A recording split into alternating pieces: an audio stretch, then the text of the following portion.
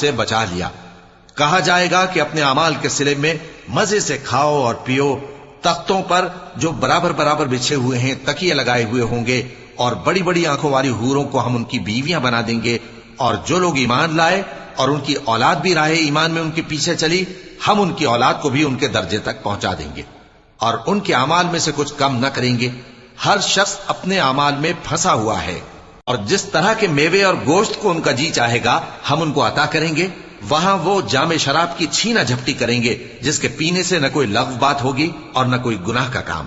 اور نوجوان خدمتگار جو ایسے ہوں گے جیسے چھپائے ہوئے موتی جو ان کے آس پاس پھریں گے، اور ایک دوسرے کی طرف رخ کر کے آپس میں گفتگو کریں گے، کہیں گے کہ اس سے پہلے ہم اپنے گھر میں اللہ سے ڈرتے رہتے تھے تو اللہ نے ہم پر احسان فرمایا اور دوزخ کی گرم ہوا کے عذاب سے ہمیں بچا لیا۔